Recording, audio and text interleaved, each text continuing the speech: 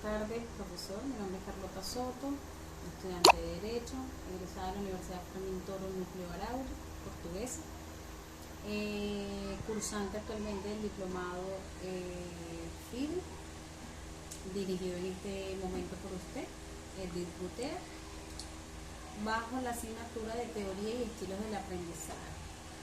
El título de este desarrollo es el aprendizaje desde la perspectiva conductista. Bien, ahora procedo al desarrollo. El aprendizaje del ser humano puede verse descrito a través de unas teorías dirigidas a aspectos específicos de las personas. Es por ello que una de las teorías que explica el proceso del aprendizaje del ser humano lo es la teoría cognitiva. Allí la teoría cognitiva expone que el ser humano reacciona a estímulos de tipo visual o auditivo de forma distinta y que su reacción a estos estímulos es a través de la significancia. ¿Okay?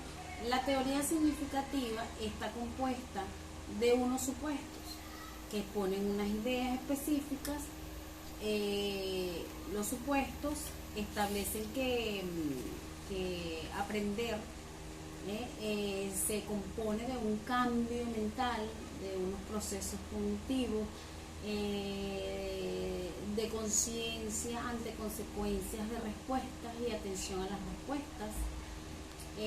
Además, los supuestos mencionan que un educador crea expectativas de acuerdo a su habilidad de realizar determinadas conductas.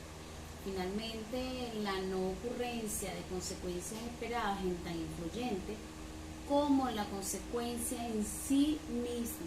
De esta forma quedan expuestos los 6 supuestos de la teoría cognitiva. El aprendizaje se concibe como un cambio en las estructuras mentales del hombre. ¿Okay?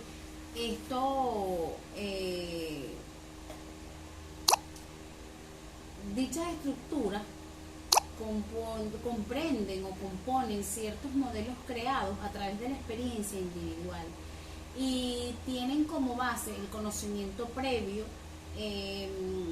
para cada concepto. Este se encuentra ligado a una serie de atributos que lo distinguen y que están previamente definidos en las estructuras cognitivas. Ahora bien, gran parte de lo que hoy se sabe con respecto al aprendizaje y los procesos de adquisición de conocimiento se sustentan en las aportaciones de Piaget. ¿Okay? Él mismo se ocupa de la parte nuclear, la medular, de los procesos de aprendizaje, los procesos de, digamos, la adquisición de conocimientos y desarrollo, toda su teoría, él desarrolló toda su teoría teniendo como objeto el estudio de la inteligencia humana y la función adaptativa. Okay. Es por eso que este trabajo, este ensayo se basa en el impacto que tiene la teoría cognitiva en el desarrollo del aprendizaje del ser humano y cómo se utiliza ante esta teoría en su ambiente educativo, cognitivo. ¿Okay? La teoría cognitiva centra su estudio básicamente en las actividades mentales y en los procesos cognitivos. En la teoría cognitiva se asume que el aprendizaje produce a partir de la experiencia, pero no la diferencia del conductismo. Lo concibe no como un simple traslado de la realidad, sino como una representación de dicha realidad. Allí se pone o hace énfasis, ¿verdad? Por lo tanto, en el modo en que se adquieren tales representaciones del mundo. Almacena y se recuperan en la memoria o estructuran cognitivamente, ¿verdad?, el papel de la memoria, pero no en el sentido tradicional, en el peyorativo, que la legaba de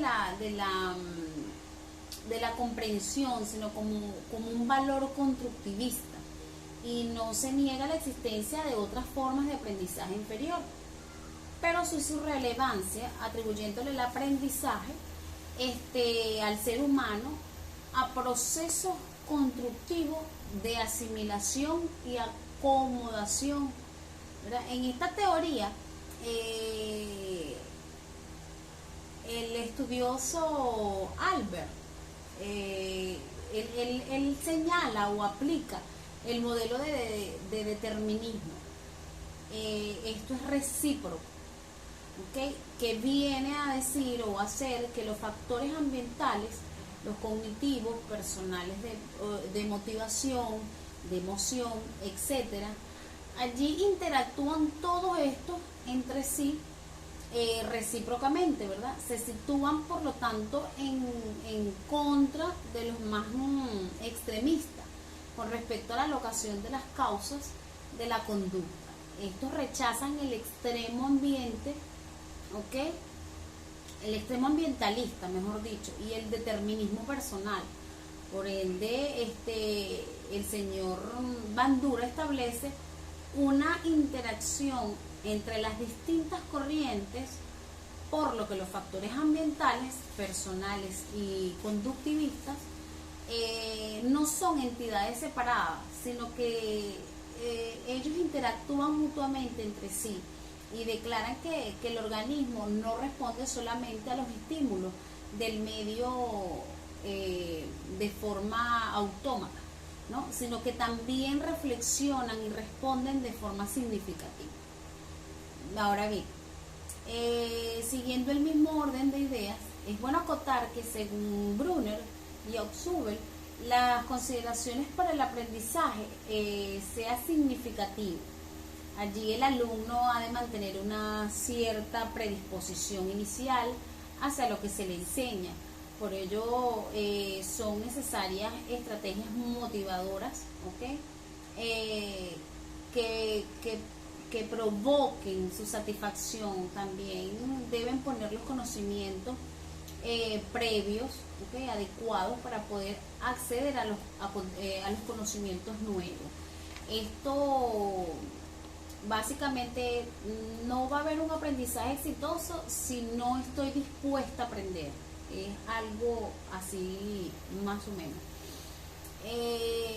En este sentido también pudiéramos decir que se precisan estrategias metodológicas que activen los conceptos previos, en especial los organizadores previos de estos pudieran ser expositivos, proporcionando un incluso donde integran la información nueva cuando el alumno tiene poco conocimiento de esta materia. Digamos que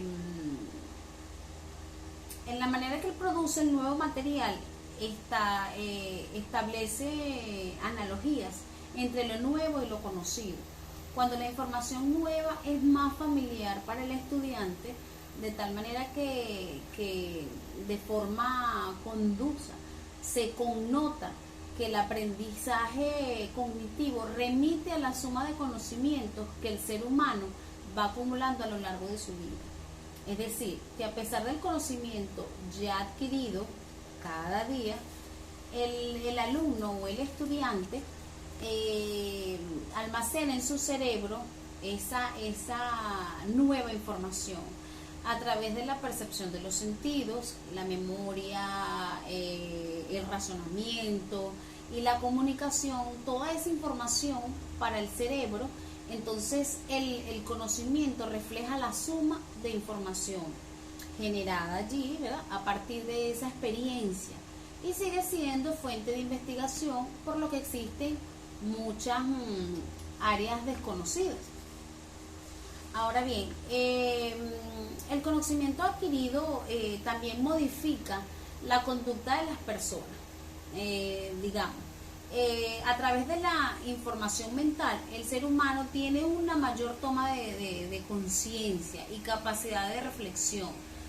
sobre las circunstancias, en el sentido que conviene destacar que el entorno en el que ha nacido una persona y las vivencias que ha experimentado también influyen en su forma de pensar y en su modo de ser. ¿Okay?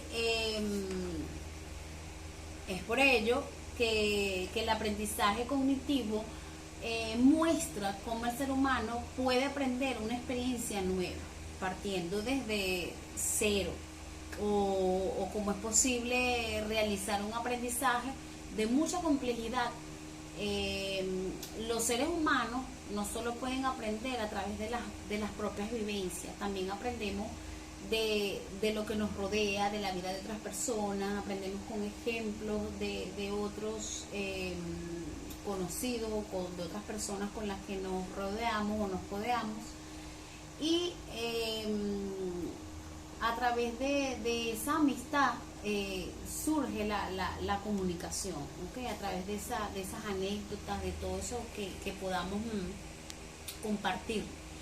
Y esto permite que las personas puedan poner sus vivencias o sus experiencias, o exponer sus vivencias y sus experiencias comúnmente. O sea, pudiera ser, cuento yo mis experiencias y tú las mías, y pues allí vemos en lo que coincidimos. Un ejemplo de esto pudiera ser desde el punto de vista personal.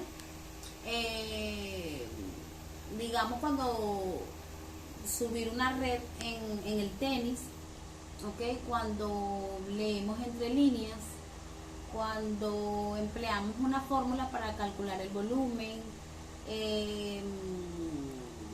cuando desistir y probar otro método condicional, y cómo elaborar una vasija en un torno de alfarero.